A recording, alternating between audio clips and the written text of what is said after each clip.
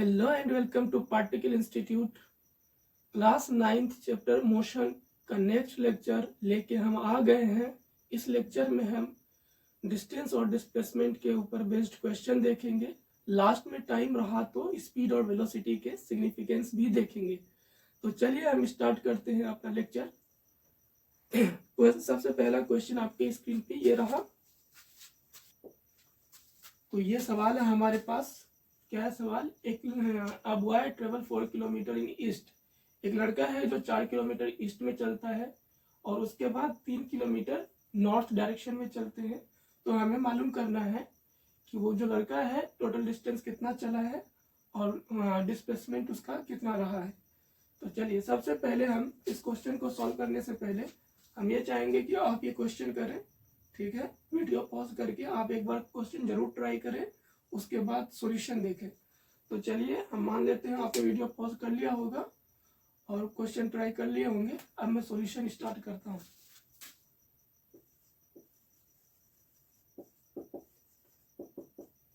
यहाँ पे क्या कह रहा है, सबसे पहले आप ये चीजें देख लो कि डायरेक्शन क्या होता है, किधर होते हैं।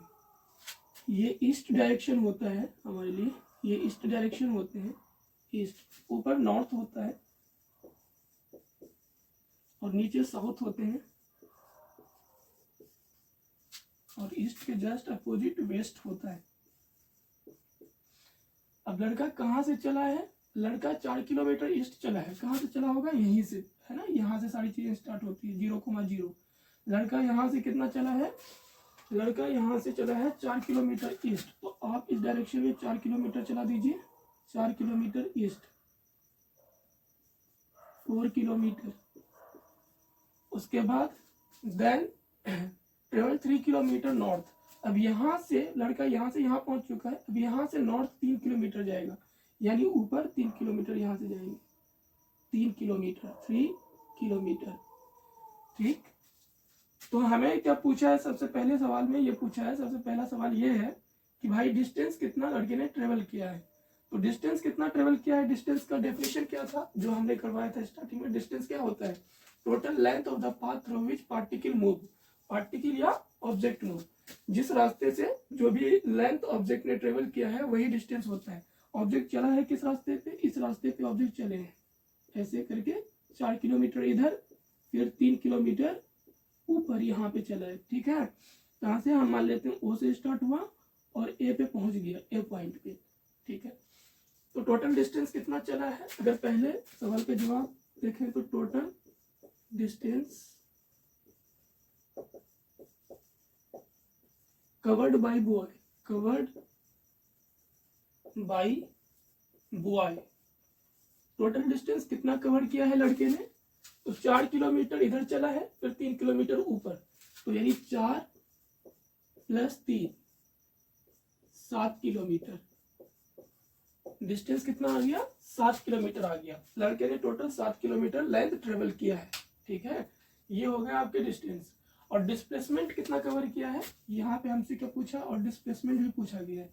तो डिस्प्लेसमेंट कितना कवर किया गया है, हम इधर सॉल्व करते हैं डिस्प्लेसमेंट को। सेकेंड सवाल डिस्प्लेसमेंट। तो देखो डिस्प्लेसमेंट निकालने के लिए हम क्या करेंगे। डिस्प्लेसमेंट का डेफिनेशन क्या होता था? The shortest distance from initial to final position. Initial और फाइनल पोजीशन में सबसे छोटा रास्ता जो होता है वही हमारा डिस्प्लेसमेंट होता है। तो डिस्प्लेसमेंट निकालने का रूल क्या था कि हम इनिशियल पॉइंट को फाइनल पॉइंट से ज्वाइन करें। और कैसे? स्ट्रेट लाइन से।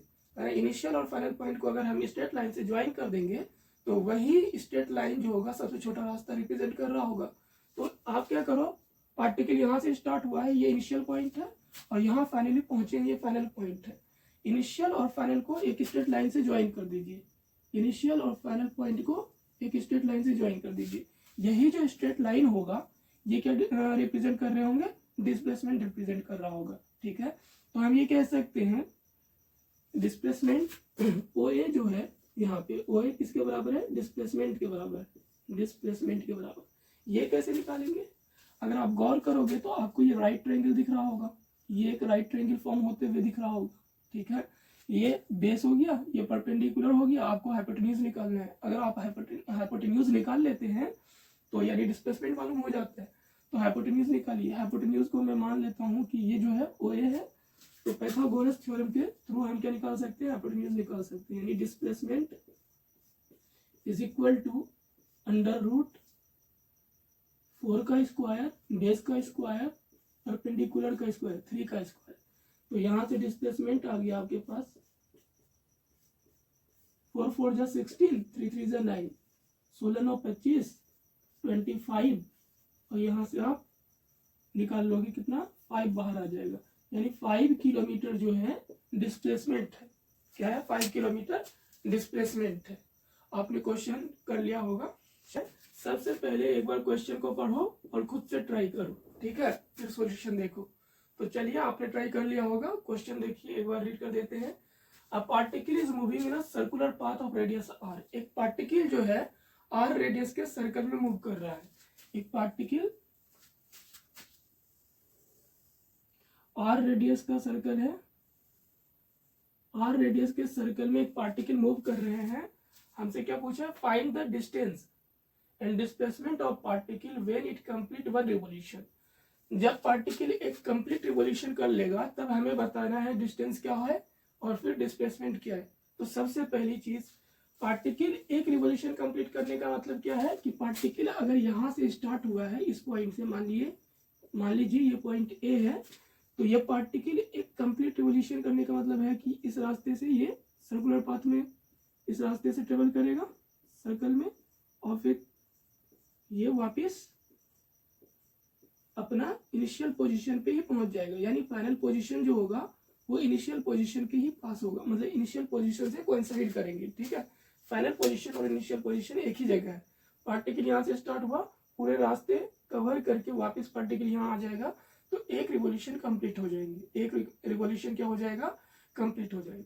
तो एक कंप्लीट रिवॉल्यूशन में हमसे क्या पूछा है कि डिस्टेंस क्या होगा। डिस्टेंस क्या होता है, अगर हम डिस्टेंस निकालें तो डिस्टेंस क्या होता है, डिस्टेंस होता है कि पार्टिकल जो भी एक्चुअली में पाथ मूव किया है वो डिस्टेंस होता है। पार्टिकल ऐसे स्टार्ट हुआ है यहाँ से, फाइनली पार्टिकल एक कंप्लीट रिवॉल्यूशन के बाद यहीं पहुंच गया है, तो हम कह सकते हैं कि ये पूरा का पूरा लेंथ जो है पार्टिकल ने कवर किया है। और ये लेंथ सर्कल का क्या कहलाता है, सर्कमफेरेंस। क्या कहलाता है, सर्कमफेरेंस। यदि हम सर्कमफेरेंस निकाल लें सर्कल का तो वही हमारे लिए डिस्टेंस हो जाएगा। तो डिस्टेंस बराबर हम लिख सकते हैं सर्कमफेरेंस। सर्कमफेरेंस डिस्टेंस किसके बराबर होगा, सर्कमफेरेंस। तो डिस्टेंस यहाँ से आपका आ जाएगा, डिस्टेंस को हम डी से डिनोट करते हैं, D is equal to circumference. Circle का सर्कमफेरेंस कैसे निकाला जाता है, क्या फॉर्मूला होता है, आप लोगों को पता होगा, 2 पाई आर। क्या होता है, 2 पाई आर सर्कमफेरेंस निकालने का फॉर्मूला। तो हमें डिस्टेंस मिल गया 2 पाई आर, ये आंसर हो गए, ठीक है, डिस्टेंस ये हो गया। और नेक्स्ट क्वेश्चन क्या पूछा है, नेक्स्ट क्वेश्चन पूछा है कि भाई डिस्प्लेसमेंट क्या होगा पार्टिकल का। हमसे क्या पूछा है, डिस्प्लेसमेंट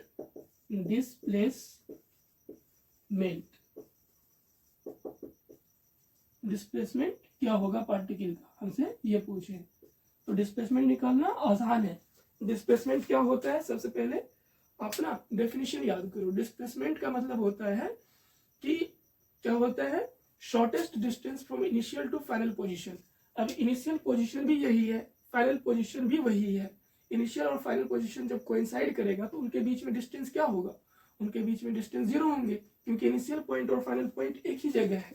तो हम कह सकते हैं इनिशियल और फाइनल पॉइंट यहाँ पे क्या कर रहा है, कोइंसाइड कर रहा है। तो हम कह सकते हैं कि डिस्प्लेसमेंट जो होगा 0 के बराबर होगा। यानी उन दोनों के बीच में, मान लीजिए ये है इनिशियल पॉइंट और यहीं पे फाइनल पॉइंट है, इन दोनों के बीच में डिस्टेंस क्या ही होगा, कुछ नहीं होगा, 0 होंगे। तो 0 हो गया आपका क्या, डिस्प्लेसमेंट। पार्टिकल का डिस्प्लेसमेंट कितना हो गया, 0, यानी s इज इक्वल टू 0, ठीक है। पार्टिकल का डिस्प्लेसमेंट क्या हो गया, 0। यदि डिस्प्लेसमेंट पार्टिकल का 0 है, उस केस में जरूरी नहीं है कि डिस्टेंस 0 होंगे। डिस्टेंस यहाँ पे कुछ ना कुछ है, डिस्प्लेसमेंट फिर भी 0 है। जरूरी नहीं है कि 0 होगा। अगर डिस्प्लेसमेंट 0 है इसका मतलब ये नहीं कि डिस्टेंस 0 होंगे, ठीक है, आप समझ गए होंगे। चलिए इसे हम इरेज कर देते हैं।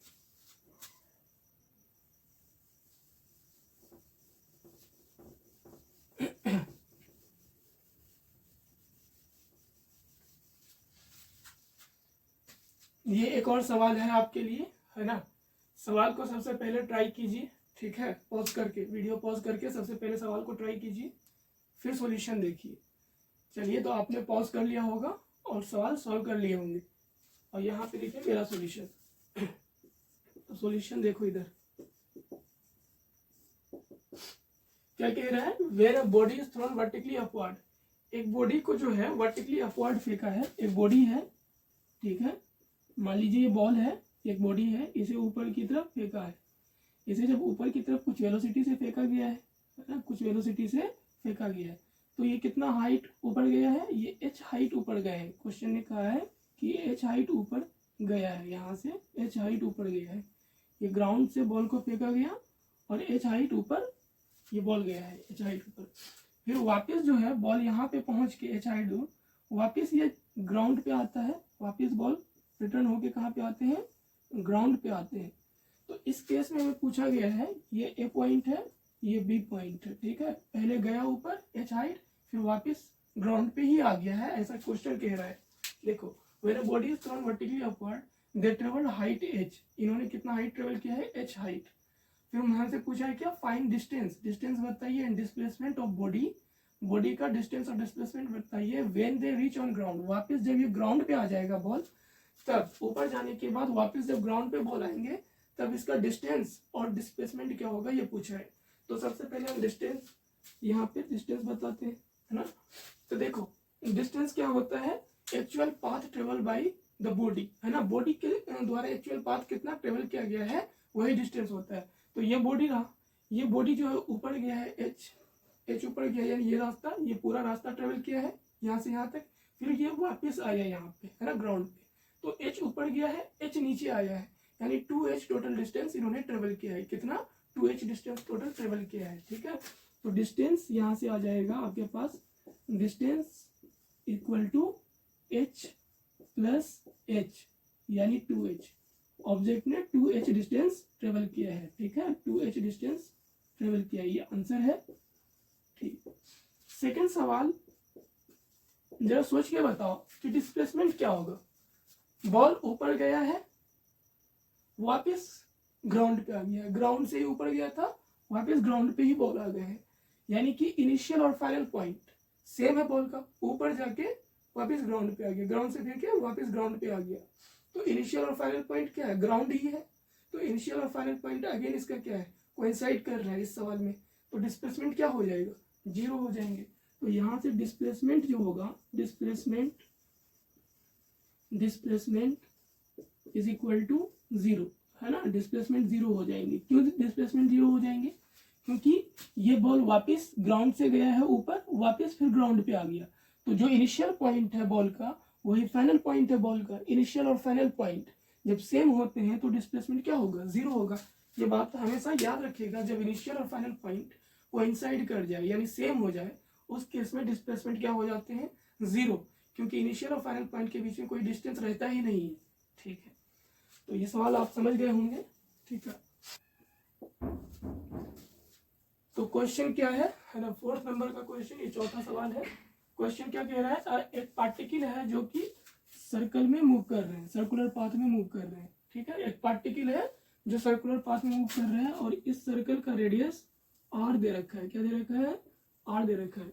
इसमें पूछा ये है कि डिस्टेंस और डिस्प्लेसमेंट बताइए तब जब पार्टिकल हाफ रिवॉल्यूशन कर ले, यानी अगर पार्टिकल यहाँ से स्टार्ट होता है तो इसका हाफ रिवॉल्यूशन जो होगा, हाफ रिवॉल्यूशन ये क्या होगा, यहाँ पे होंगे पार्टिकल, यानी फाइनली पार्टिकल यहाँ पे होगा, ठीक है, आधे रिवॉल्यूशन के बाद, यानी पार्टिकल ऐसे ऐसे ऐसे हाफ रिवॉल्यूशन कवर करेंगे।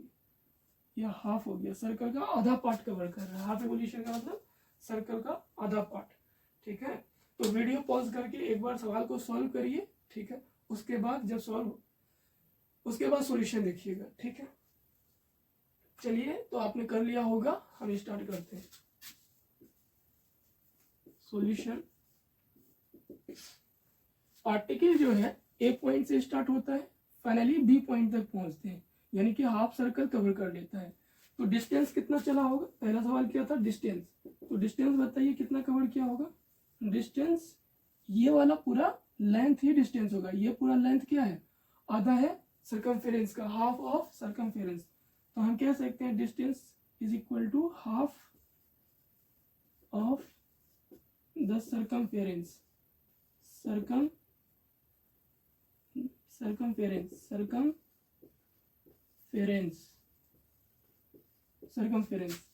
तो डिस्टेंस क्या आ जाएगा, d is equal to half of circumference. Circumference होता है 2 पाई r, इसका आधा अपॉन 2, ठीक है, 2 से 2 गायब, तो d is equal to pi r, यानी कि डिस्टेंस जो आ गया है, क्या आ गया है, पाई r, है ना, ये डिस्टेंस आ गया है। अच्छा, डिस्प्लेसमेंट क्या होगा, पार्टिकल ए से स्टार्ट होता है, ए पॉइंट क्या है, इनिशियल है ना, ए पॉइंट इनिशियल है जहाँ से पार्टिकल स्टार्ट होते हैं, और बी पॉइंट यानी हाफ सर्कल यहाँ पे पहुंच जाता है, ये फाइनल पॉइंट है, क्या है पार्टिकल का, ये फाइनल पॉइंट, ठीक। तो फाइनल पॉइंट है, ए से स्टार्ट होता है, बी पे पहुंचते हैं। तो डिस्प्लेसमेंट हम कैसे निकालते थे, डिस्प्लेसमेंट क्या होता है, initial to final, shortest distance from initial to final.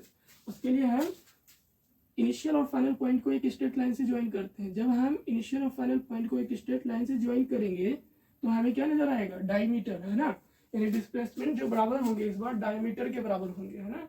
Displacement किसके बराबर होगा, डायमीटर के बराबर होगा, क्योंकि सबसे छोटा रास्ता यही है, ए से बी को ज्वाइन करने वाला सबसे छोटा रास्ता यही है, और ये जो सबसे छोटा रास्ता है ये डायमीटर है सर्कल का। तो हम ये कह सकते हैं कि डिस्प्लेसमेंट जो होगा, जो डिस्प्लेसमेंट है, डिस्प्लेसमेंट बॉडी ने कितना कवर किया है, पार्टिकल ने डिस्प्लेसमेंट कवर किया है डायमीटर के बराबर, किसके बराबर, डायामीटर के बराबर, डायामीटर, है ना। और डिस्प्लेसमेंट यहाँ से हो जाएंगे s is equal to diameter, diameter कितने के बराबर होता है, 2r, रेडियस का डबल होते हैं, तो यह आंसर हो गया, है ना, डिस्प्लेसमेंट ऑफ पार्टिकल 2r के बराबर हो जाएगा। क्वेश्चन समझ में आ गए होंगे। चलिए कुछ क्वेश्चन आपको होमवर्क में देते हैं, है ना, वो क्वेश्चन आप करके कमेंट सेक्शन में आंसर जरूर दीजिएगा, है ना। तो यह सवाल आपके लिए होमवर्क है ना, यह सवाल को करके कमेंट सेक्शन में आंसर दीजिएगा कि इनमें से कौन सा ऑप्शन करेक्ट है। एक बार मैं क्वेश्चन रीड कर देता हूँ, ठीक है। Question number 1, pick out the false statement from the following. इनमें से गलत स्टेटमेंट हमें क्या करने हैं, पिक आउट करने हैं, चुनने हैं। पहला स्टेटमेंट है displacement is a vector quantity and hence direction is important. Displacement एक वेक्टर क्वांटिटी है और इसलिए डायरेक्शन इंपॉर्टेंट है, फर्स्ट ऑप्शन ये। Second option, displacement can be positive and negative, displacement positive और नेगेटिव हो सकते हैं। थर्ड ऑप्शन है distance is always positive, distance हमेशा पॉजिटिव होता है, it never decrease with time, और ये टाइम के साथ कभी डिक्रीज नहीं होता। और लास्ट ऑप्शन डी ये है, डिस्टेंस कैन बी नेगेटिव। ये 4 ऑप्शन है करेक्ट स्टेटमेंट, करेक्ट ऑप्शन हमें कमेंट करके जरूर बताइएगा, ठीक है, ओके। तो इसे वीडियो पॉज करके ये नोट डाउन कर लीजिए, है ना, इसे नोट डाउन कर लीजिए, हम मिटाने जा रहे हैं। चलिए आपने कर लिया होगा, हम मिटा रहे हैं। तो नेक्स्ट सवाल होमवर्क वाला ये है ना, स्टेटमेंट बेस्ड सवाल है। यहाँ पे आपको 4 ऑप्शन दिए गए हैं और इनमें से कौन सा स्टेटमेंट रॉन्ग है इस ऑप्शन में आप टिक करके बताएंगे। कमेंट सेक्शन में जरूर आंसर दीजिएगा। पहला स्टेटमेंट समझा देते हैं क्या है। Statement number 1, displacement of body may be 0 even distance travel by body is not equal to 0। First statement ये है, ठीक। सेकेंड स्टेटमेंट है statement number 2, displacement of body can not be 0 even when distance travelled by it is not 0। Distance travel by it is not 0। यहाँ पे आपको option दिया गया है, बोथ स्टेटमेंट आर ट्रू, दोनों स्टेटमेंट सही है। स्टेटमेंट 1 करेक्ट है और 2 फॉल्स है। स्टेटमेंट 2 करेक्ट है, 1 फॉल्स है, या दोनों स्टेटमेंट फॉल्स है। आंसर जरूर करिएगा कमेंट सेक्शन में, ओके। और अगले क्लास में हम इसका सॉल्यूशन बताएंगे, करेक्ट आंसर हम अगले क्लास में बताएंगे, ओके। इसे मैं रफ करने जा रहा हूँ, नोट डाउन कर लीजिएगा वीडियो पॉज करके।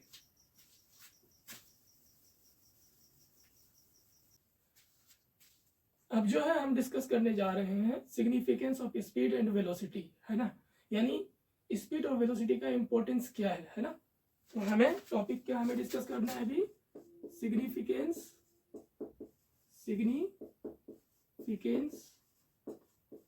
ऑफ स्पीड एंड वेलोसिटी, है ना, ये एक नया टॉपिक है, सबसे पहले हम इम्पोर्टेंस, सिग्निफिकेंस का मतलब होता है इम्पोर्टेंस, है ना, इम्पोर्टेंस। स्पीड और वेलोसिटी से हम क्या समझते हैं, ठीक है। अगर किसी ऑब्जेक्ट के पास स्पीड है तो हमें इससे पता चलता है कि वो ऑब्जेक्ट कितना फास्ट या कितना स्लो मूव कर रहा है ना। स्पीड एक ऐसी फिजिकल क्वांटिटी है जिससे हम किसी भी ऑब्जेक्ट की क्या पता करते हैं, how fast and how slow the object is, है ना। कोई भी ऑब्जेक्ट कितना फास्ट मूव कर रहा है या कितना स्लो मूव कर रहा है वो हमें स्पीड से पता चलता है। और वेलोसिटी क्या है, अगर किसी ऑब्जेक्ट के पास वेलोसिटी है तो इससे पता चलता है कि ऑब्जेक्ट के पास जो वेलोसिटी है उससे दो चीजें पता चलती है। पहली ये कि उस ऑब्जेक्ट के पास स्पीड क्या है, यानी कि वो फास्ट चल रहा है या स्लो चल रहा है। दूसरा, किस डायरेक्शन में चल रहा है, यानी डायरेक्शन ऑफ मोशन क्या है, ठीक है। डायरेक्शन ऑफ मोशन भी हमें पता चलता है यहाँ से। तो वेलोसिटी से हमें किसी भी ऑब्जेक्ट का सबसे पहली चीजें स्पीड पता चलती है। दूसरा जो हमें पता चलता है, इससे हमें मालूम होता है कि किस डायरेक्शन में वो ऑब्जेक्ट मोशन कर रहे हैं। तो लिखिए यहाँ पे जरा, है ना, speed is a quantity, speed is a quantity by which we know how fast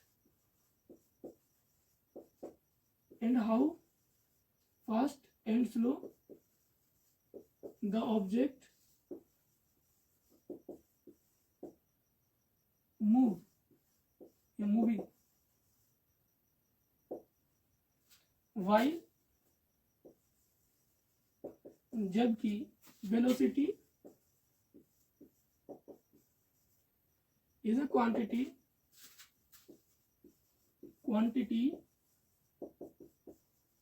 by which we know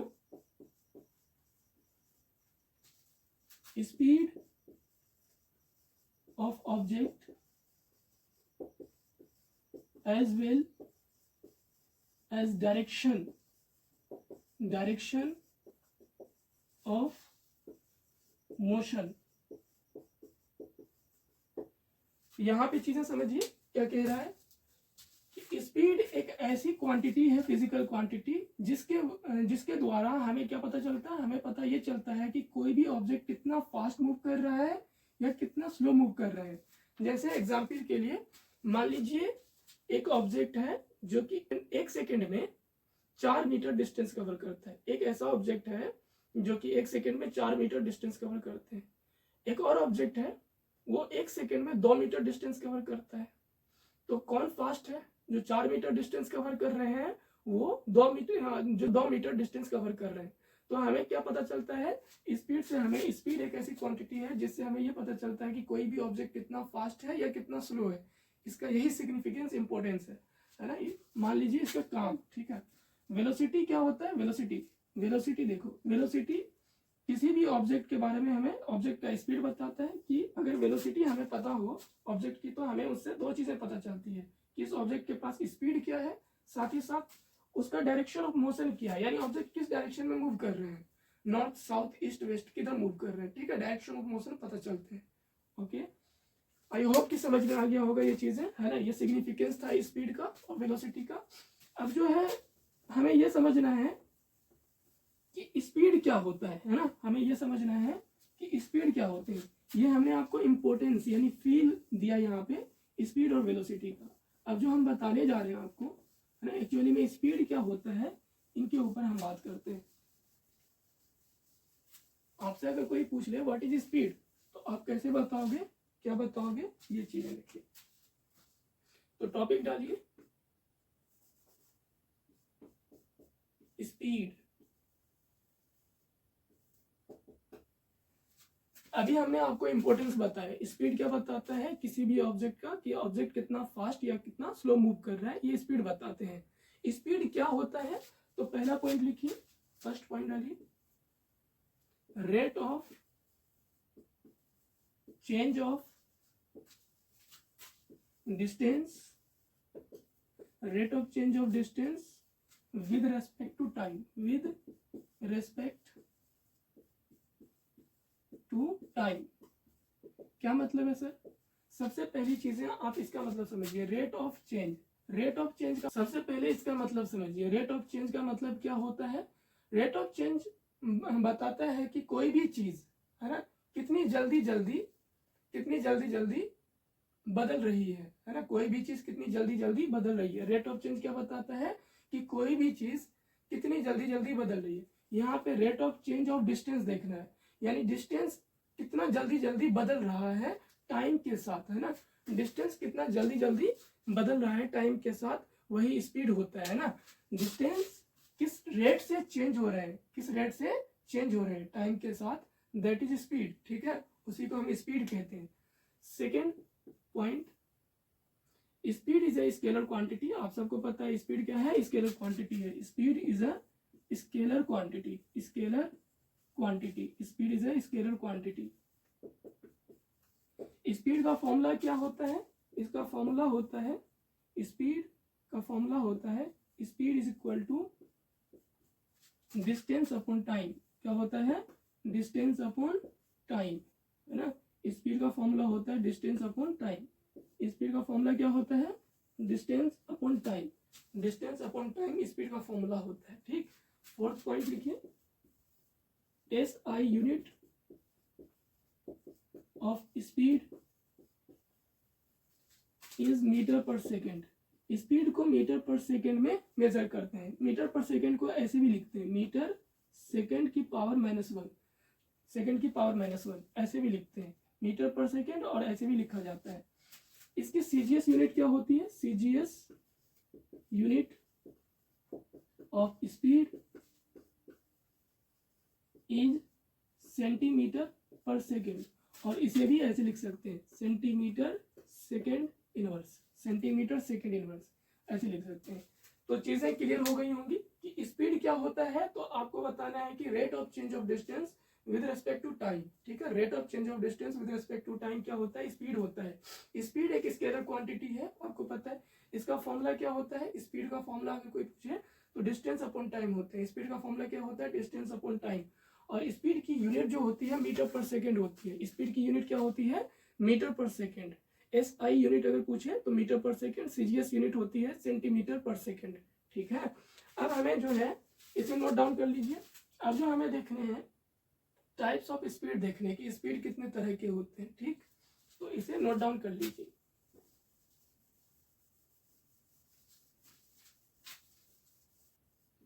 classification of speed, classification of speed on the basis of distance covered, classification of speed on the basis of distance covered। कोई भी object या particle distance कैसे cover कर रहा है, कोई भी particle या ऑब्जेक्ट डिस्टेंस किस तरह से कवर कर रहे हैं, कैसे कैसे इक्वल डिस्टेंस कवर कर रहे हैं या अनइक्वल डिस्टेंस कवर कर रहे हैं, उसके बेसिस पे स्पीड को दो पार्ट में क्लासिफाई किया गया है। पहला जो है उसे कहा जाता है यूनिफॉर्म स्पीड, और दूसरा नॉन यूनिफॉर्म स्पीड, है ना। ये डिस्टेंस के ऊपर बेस्ड है। तो यहाँ पे आप बना लो यूनिफॉर्म स्पीड, यूनिफॉर्म स्पीड। और सेकेंड जो होता है वो होते हैं non uniform speed, non uniform speed, non uniform speed, non uniform speed, ठीक।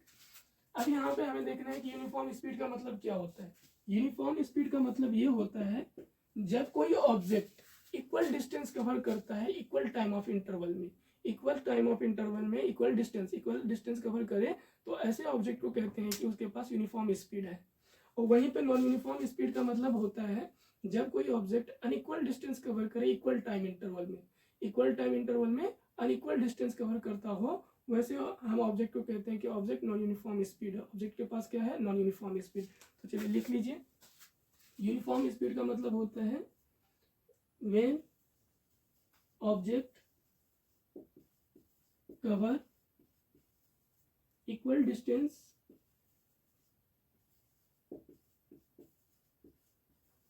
in equal interval of time, in equal interval of time। In equal interval of time, तो हम कहेंगे कि ऑब्जेक्ट किस में है, यूनिफॉर्म स्पीड में। यूनिफॉर्म स्पीड का एक और मतलब होता है, यूनिफॉर्म स्पीड का मतलब होता है speed is constant, speed is constant, यानी टाइम के साथ स्पीड चेंज नहीं हो रहा है। टाइम के साथ स्पीड जब चेंज नहीं होता है तो वो यूनिफॉर्म स्पीड होते हैं। टाइम के साथ स्पीड अगर कांस्टेंट है तो हम कहते हैं यूनिफॉर्म स्पीड है। इधर आ जाइए, नॉन यूनिफॉर्म स्पीड क्या होता है, when object cover unequal distance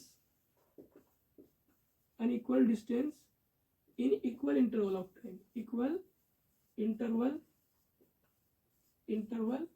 of time, equal interval of time। जब ऑब्जेक्ट अनइक्वल डिस्टेंस, अलग अलग डिस्टेंस सेम टाइम में कवर करता है, बराबर डिस्टेंस कवर नहीं करता है सेम टाइम में, तब कहते हैं कि ऑब्जेक्ट जो है नॉन यूनिफॉर्म स्पीड में है। ऑब्जेक्ट किस में है, नॉन यूनिफॉर्म स्पीड में है। ठीक, अगर एग्जाम्पल देखें, है ना, एग्जाम्पल अगर हम बताएं आपको, पहले इतना नोट डाउन कर लीजिए, ठीक है, उसके बाद हम एग्जाम्पल बता रहे हैं। ठीक है, वीडियो पॉज करके नोट डाउन करिए। आपने कर लिया होगा, मैं मिटा रहा हूँ चीजें।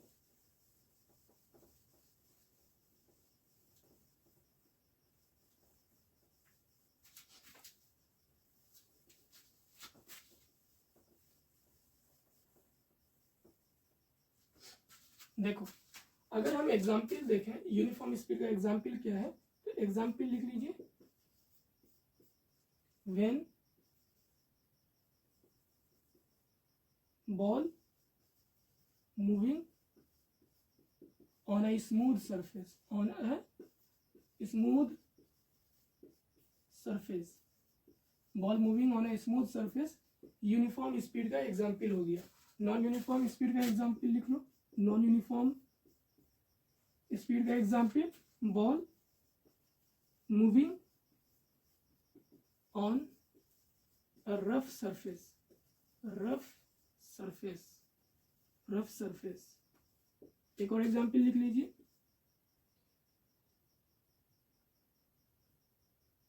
मोशन ऑफ कार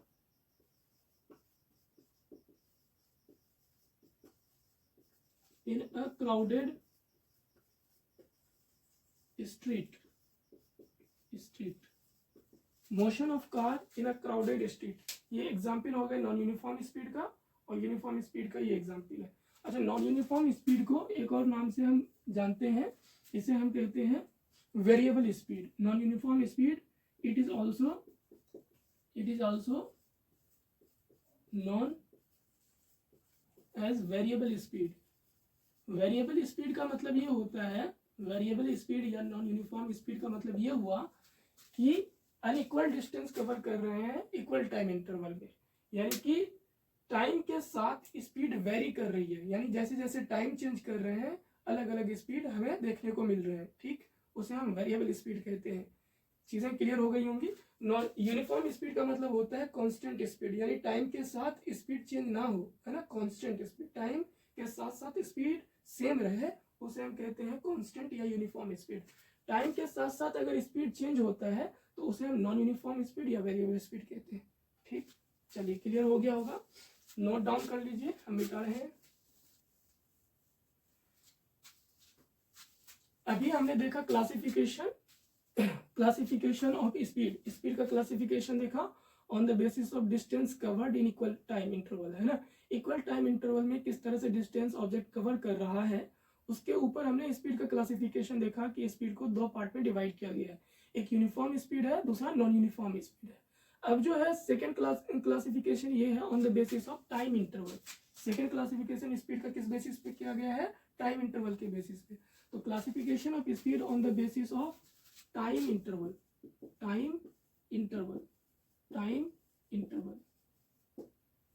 अब जो हम क्लासिफिकेशन देख रहे हैं टाइम इंटरवल के बेसिस पे देख रहे हैं। अगर टाइम किसी पर्टिकुलर इंस्टेंट की बात करें, हम किसी पर्टिकुलर इंस्टेंट की बात, टाइम इंटरवल कैसा ले रहे हैं, बहुत छोटा, बहुत ही छोटा, है ना, very small time interval, almost zero के बराबर अगर लें टाइम इंटरवल, तो उस केस में जो हमें स्पीड देखने को मिलता है वो इंस्टेंटेनियस स्पीड होते हैं। कौन सी स्पीड होती है, इंस्टेंटेनियस स्पीड, जो बहुत स्मॉल टाइम के लिए होता है।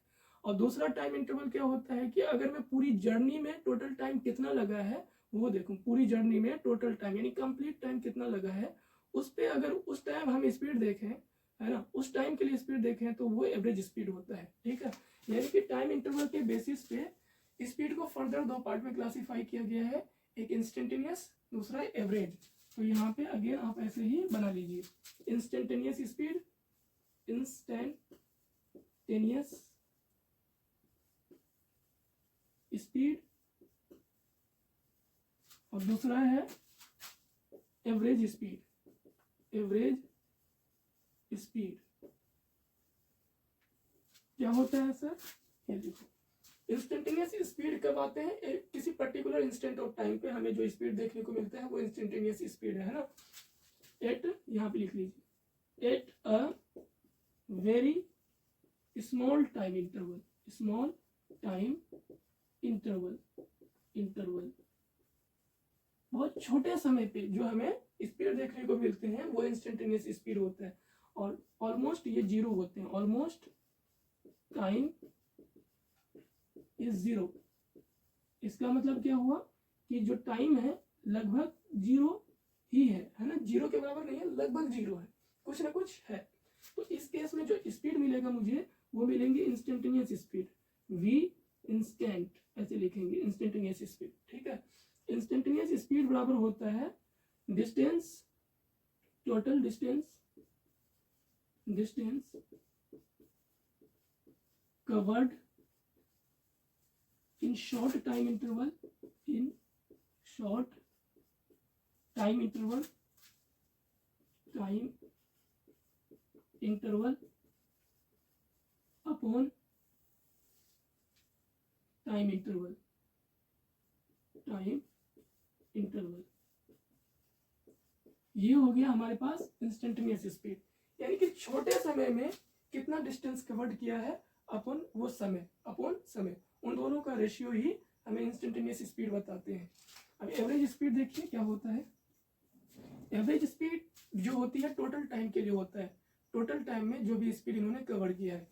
तो यहाँ पे लिख लीजिए, it is the ratio, it is the ratio of total distance, total distance upon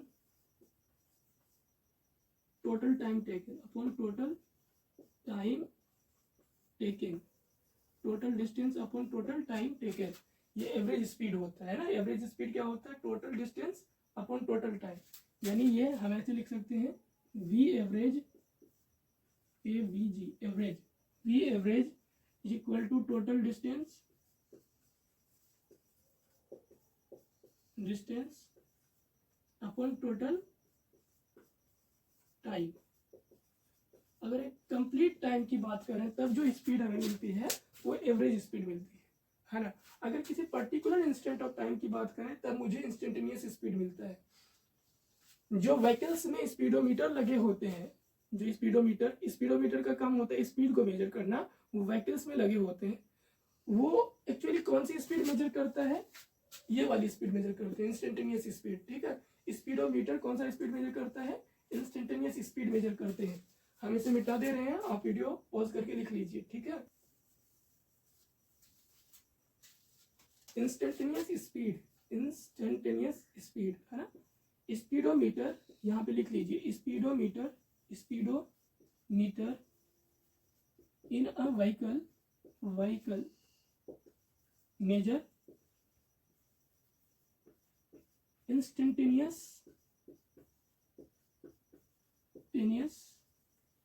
speed. Speedometer जो व्हीकल्स में लगे होते हैं वो इंस्टेंटेनियस स्पीड को मेजर करता है, ये याद रखिएगा।